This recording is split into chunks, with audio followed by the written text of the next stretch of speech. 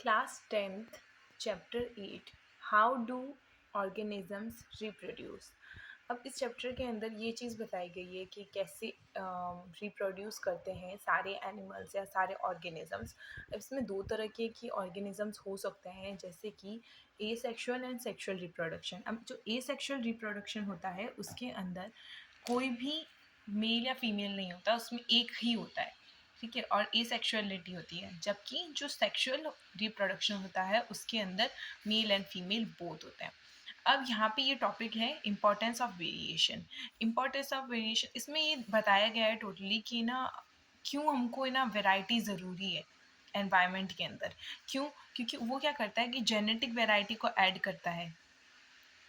जैसे कि sexual reproduction जो होता है ये जेनेटिक वैरायटी को प्रोड्यूस करता है, अलग अलग कैरेक्टर को इंट्रोड्यूस करता है बहुत सारी जनरेशन्स के अंदर। उस तरीके से क्या होता है, जेनेटिक वैरायटी बनी रहती है, डिजीजेस कम होती है, और जो पॉपुलेशन होती है उसमें अलग अलग कैरेक्टरिस्टिक्स जो होते हैं हमको देखने को मिलते हैं।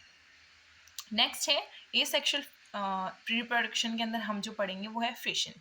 अब इसमें अम्बीबा के अंदर फिशंस बताए गए हैं एंड लेस्टमानिया के अंदर बाइनरी फिशन बताया गया है। इसमें ये सेलुलर लेवल पे होता है। इसके अंदर क्या होता है कि ए सेक्शुअल रिप्रोडक्शन है, इसके अंदर बाइनरी फिशन होता है, यानी कि 2 में डिवाइड हो जाता है अम्बीबा ए सेक्शुअल रिप्रोडक्शन के through. Same to same in लेशमानिया।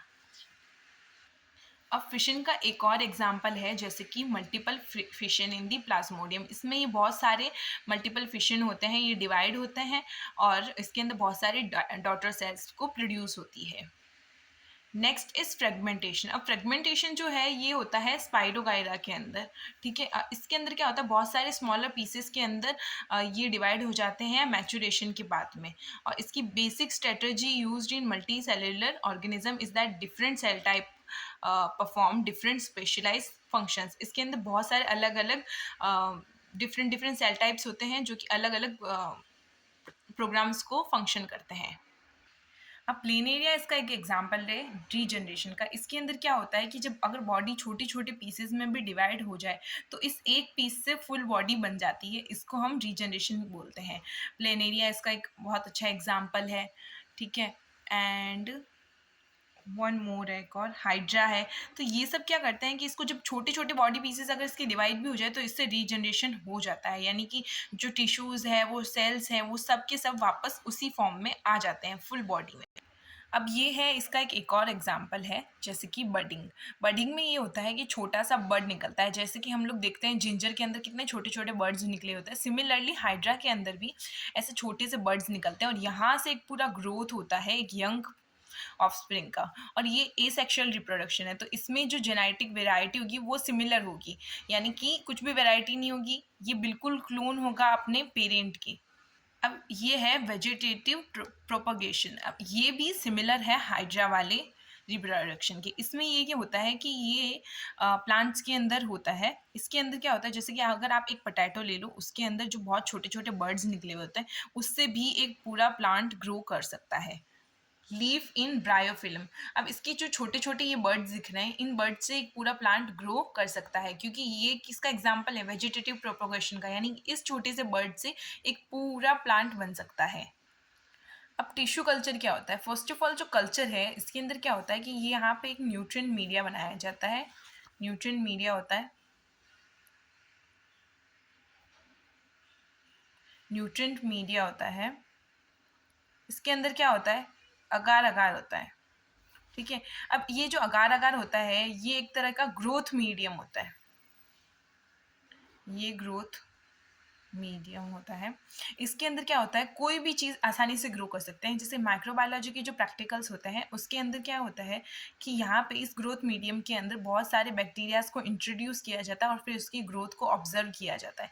Similarly जो प्लांट्स होते हैं उनके जो सीड्स होते हैं या प्लांट की जो स्टेम होते हैं या बर्ड्स होते हैं उसको इस ग्रोथ मीडियम के अंदर डाला जाता है और फिर उनकी ग्रोथ को चेक किया जाता है। तो इसी को हम टिश्यू कल्चर बोलते हैं, या फिर छोटे से टिश्यू को लेकर उसको कल्चर करना, यानी कि उसको ग्रो करना किसी भी एक मीडियम के अंदर जो कि आर्टिफिशियल होता है। क्योंकि अगर हम लोग नेचुरल देखें तो वो एक तरह से हम देख सकते हैं कि सॉइल एक नेचुरल ग्रोथ मीडियम है, जबकि अगार अगार ये जो मीडियम्स होते हैं जो हमारे द्वारा बनाए गए हैं उसको हम लोग ग्रोथ मीडियम बोलते हैं। ये आर्टिफिशियल होता है और इसके लिए आइसोलेटेड कंडीशंस ज़रूरी होती हैं, क्योंकि अगर ग्रोथ मीडियम के अंदर कोई दूसरा बैक्टीरिया या दूसरा कुछ भी इंट्रोड्यूस हो जाए तो वो जो है प्लांट की जो ग्रोथ है उसको इफ़ेक्ट करता है। अब नेक्स्ट है स्पोर फॉर्मेशन। तो इस तरीके से स्पोर्स बनते हैं इनके हेड के अंदर, वो है राइजोपस के अंदर। इसमें बहुत छोटे छोटे थ्रेड लाइक स्ट्रक्चर्स होते हैं और इसके ऊपर हेड बनते हैं। उसके अंदर बहुत सारे छोटे छोटे ये क्या होते हैं, स्पोर्स बनते हैं और ये कुछ टाइम बाद में जब मैच्योर हो जाते हैं तो ये क्या होते हैं, फट जाते हैं और ये पूरे एयर के अंदर फैल जाते हैं। जैसे कि ब्रेड मोल्ड होता है उसके ऊपर ये कॉमन है स्पोर फॉर्मेशन होना।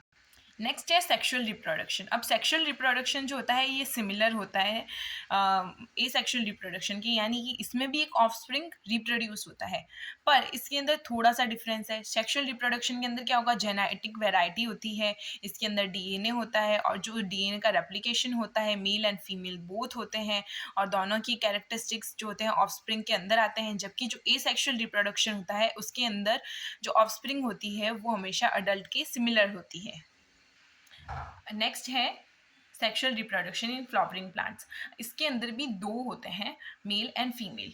जो मेल गैमेट होगा उसको हम पोलन बोलेंगे और अगेन जो फीमेल गैमेट होगा उसको हम एग बोलेंगे।